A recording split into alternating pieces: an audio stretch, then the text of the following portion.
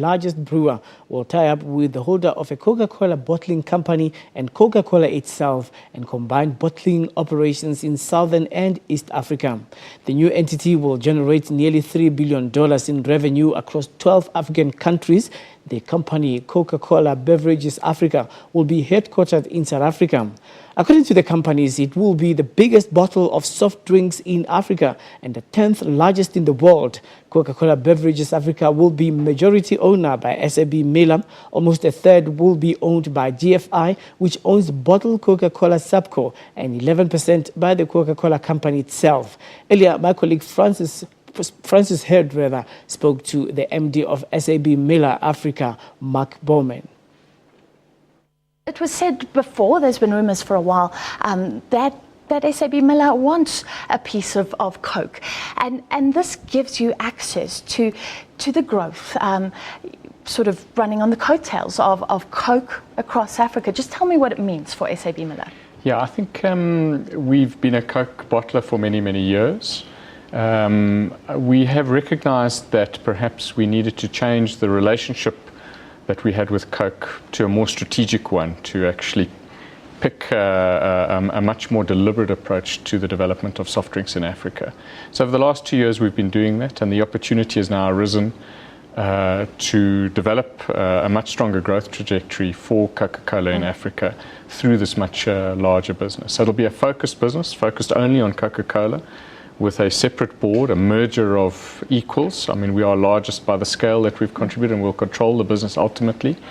But we're bringing together Coke, who will be a shareholder, and obviously the Gucci family through GFI, who've built a significant business in East Africa. Are the growth prospects similar, or is there any fear here that soft drinks are outpacing or going to outpace alcohol across the continent? Well, not really. You know, I think what we've had is a good run on soft drinks in Africa over the last few years with some more focus.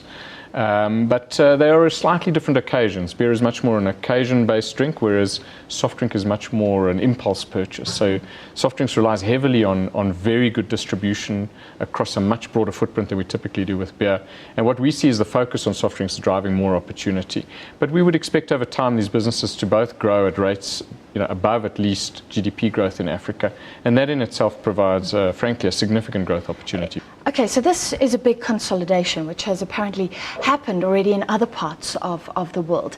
But I'd like to know from you, should we welcome it? Because there is a bit of a history.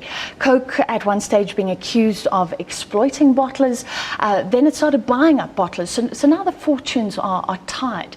But surely this has the potential to wipe out small bottlers across the continent. Well, it shouldn't affect any other bottler, because every bottler obviously has its own territory, and there's no reason why that wouldn't continue. But the natural tide of things... So you're saying competition won't be changed by this? No, because the bottlers don't compete with each other. So an independent small bottler can continue on its own, and in fact this enterprise would not in any way affect those markets.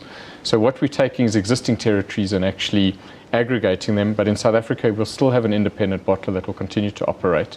It would be their choice over time whether they saw a merit in joining this. But what you would have is, with the scale of this operation, just the ability to invest significantly. And I think from our perspective, the one dynamic that will change is that this is very pro-consumer. We believe that as a result of the scale that we will have, we will drive our own competitive business model much more aggressively than we would have been able to do if we were small independent bottlers. So the scale that will come, the investment that we're proposing to make in developing this business, I think will be very pro-consumer ultimately. So it will make more Coke products or more soft drinks available to more people at reasonable prices.